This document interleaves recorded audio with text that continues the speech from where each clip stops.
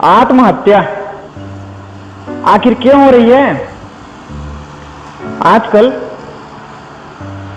आज आप पेपर में पढ़ते होंगे कि किसी 10वीं के बच्चे ने आत्महत्या कर लिया। रिजल्ट खराब आया था या फिर कुछ दूसरा रीजन भी हो सकता है। आजकल 11वीं 12वीं के बच्चे भी डिप्रेशन का शिकार है। आज का जो युवा है वो सभी डिप्रेशन के शिकार है। तो बात यह आती है कि ये बच्चे आखिर डिप्रेशन में क्यों हैं, कारण क्या है और इससे बचा कैसे जा सकता है, इसका उपाय क्या है। अभी मैं कुछ दिन पहले एक लड़के से मिला, उसका हेल्थ बहुत खराब था। बहुत सारे डॉक्टरों के पास गया, कोई डॉक्टर उसको ठीक नहीं कर पाया। वो मुझसे मिला, मैंने उससे 5 मिनट बात किया। उसको देखने के बाद मुझे समझ में आया कि वो बच्चा मन से परेशान है। पूछने पर पता चला कि वो उसका ये जो हाल है ऐसा क्यों है। तो उसने मुझे अपने बारे में बताया कि उनके जो पापा हैं बहुत ज्यादा स्ट्रिक्ट हैं। कुछ भी गलती करोगे तो रॉड से मार देते हैं, अब बहुत ज्यादा मार देते हैं, बहुत ज्यादा बेइज्जती भी कर देते हैं। तो वो जो बच्चा है अपने बाप से, अपने पापा से बहुत डरता है और उसके मन में एक वो भाव था कि मेरे पापा बहुत मारते हैं। और उसने कहीं से सुना था कि कान के पास मारने से कान के पर्दे फट जाते हैं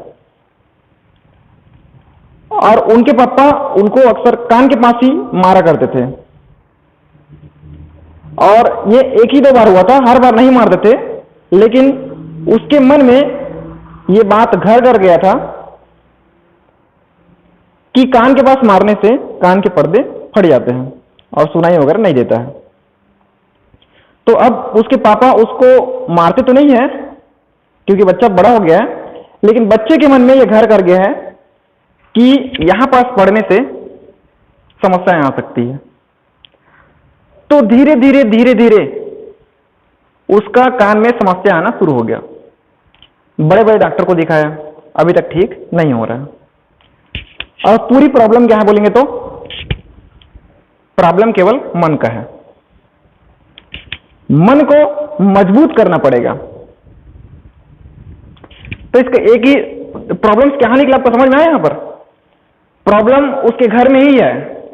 यदि उनके पापा उनके साथ जो पहले का पुराना बिहेवियर है उसको बदल दें और बच्चे के मन में, विचार में परिवर्तन आ जाए तो उसके हेल्थ में सकारात्मक प्रभाव पड़ सकता है।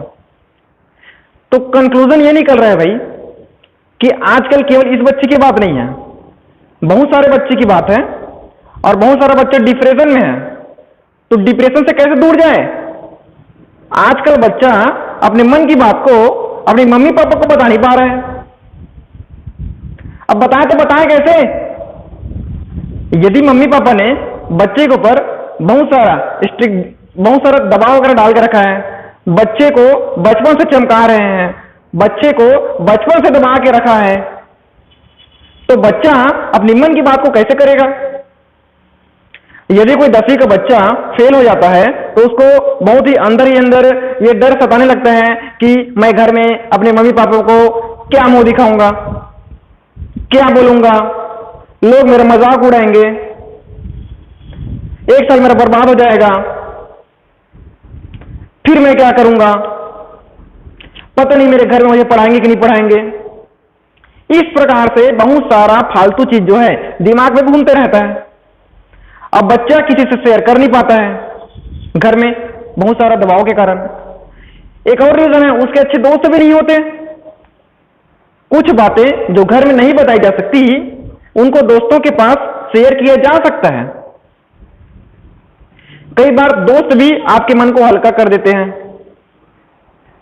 अब यहां पर क्या हुआ, बच्ची ने न तो दोस्त के साथ अपनी बातों को शेयर किया और न ही मम्मी पापा के साथ अपनी बातों को शेयर किया।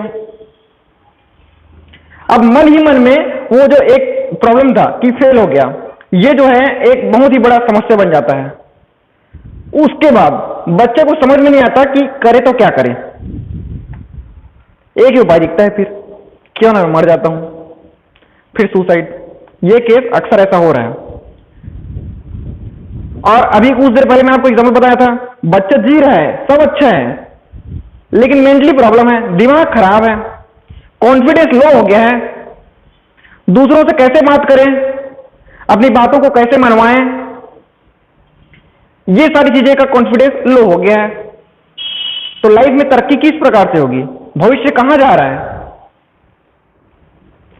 ये बच्चा अपने मां बाप को अपनी मन की बातों को बता देता तो हो सकता है कि उसके घर वाले कुछ अच्छी बातें बोलकर उसके मन को उसको कुछ ऐसा बात बोलते कि उसका मन शांत हो जाता और सुसाइड नहीं करता।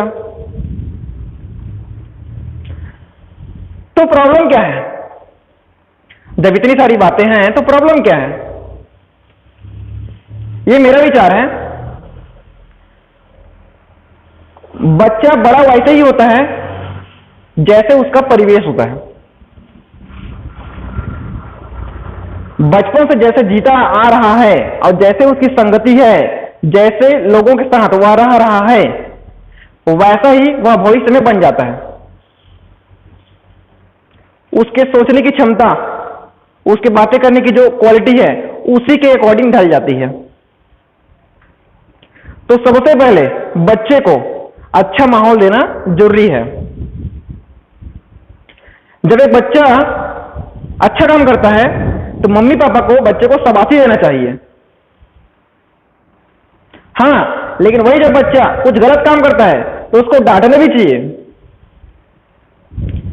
हर बात में केवल शाबाशी देना, शाबाशी देना, शाबाशी देना। बच्चा गलत काम कर रहा है फिर भी आप शाबाशी दे रहे हो, कुछ नहीं बोल रहे हो। उल्टा पुल्टा काम कर रहा है फिर भी आप कुछ नहीं बोल रहे हो। मतलब इससे क्या होगा, बच्चे का जो कॉन्फिडेंस ना वो हाई हो जाएगा कि मेरे बाप तो मुझे कुछ बोलता नहीं है, अब मैं कुछ भी करूं। अब वो अच्छा काम भी करेगा, अब बुरा काम भी करेगा। क्यों, आप तो कुछ बोल नहीं रहे हो। तो मम्मी पापा को ऐसा भी नहीं होना चाहिए। दूसरा, बच्चा छोटी मोटी गलती कर रहा है, आपने बहुत ज्यादा डांट दिया। छोटी छोटी बातों पर मम्मी पापा बहुत ज्यादा रिएक्ट कर देते हैं कि क्या नालायक, तू क्या कर दिया। जैसे पापा बच्चे को डांट दिया, अरे नालायक, दिन भर तू ऐसा करता रहता है। वो बच्चा देख ऐसा हो गया, और तू आज कहां है। वो बहुत तरक्की कर रहा है, तू कुछ कर नहीं पा रहा है।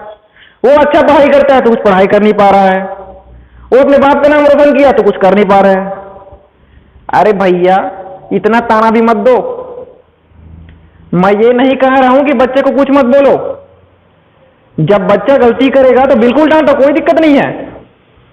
लेकिन जब जब बच्चा कुछ अच्छा काम करेगा तो आप शाबाशी भी दो, उसकी पीठ भी थपथपाओ।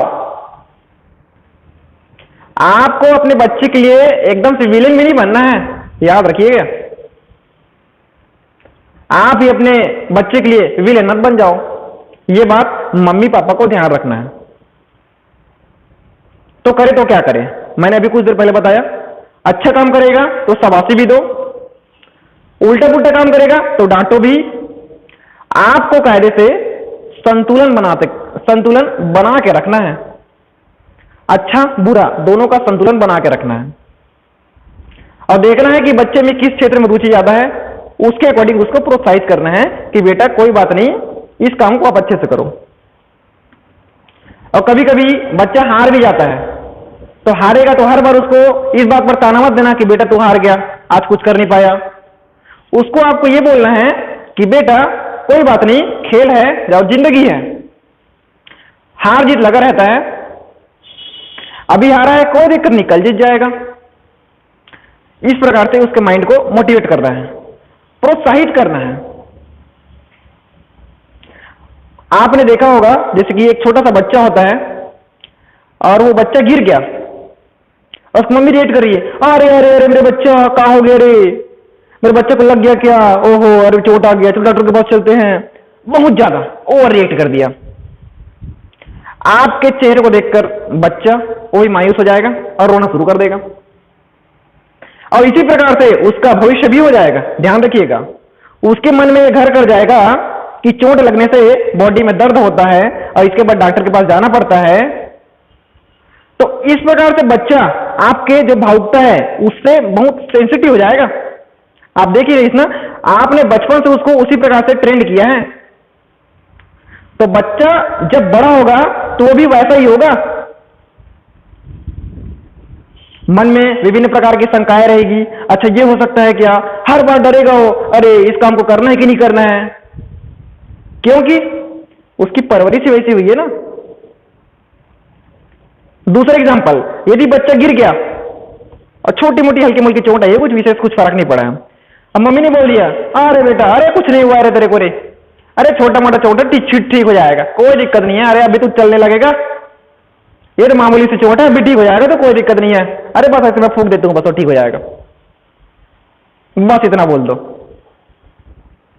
बच्चे का चार्जिंग हाई हो जाएगा, उसको जीवन में भी लगेगा कि जीवन में ऐसे छोटे मोटे प्रॉब्लम्स आते रहते हैं, अरे बहुत छोटी मोटी बात है और समस्या आई है तो समस्या चली भी जाएगी। अब ये बच्चा बड़ा होगा तो कॉन्फिडेंट रहेगा।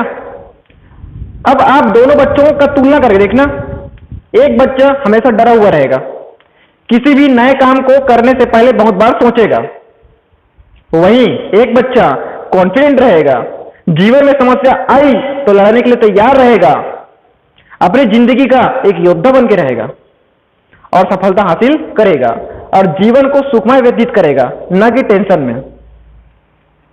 तो हमारे आसपास का जो वातावरण है वो तय करता है कि हम कैसे हैं, हम किस प्रकार से सोचेंगे, ये तय करता है।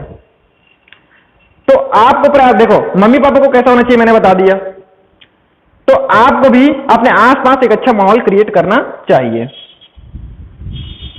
तो ये मेरी कुछ अपनी राय थी जो मैंने आपके साथ शेयर किया, और आपको कुछ लगता है कि किस टॉपिक पर मुझे वीडियो बनाना चाहिए तो आप नीचे मुझे कमेंट करके बता सकते हैं।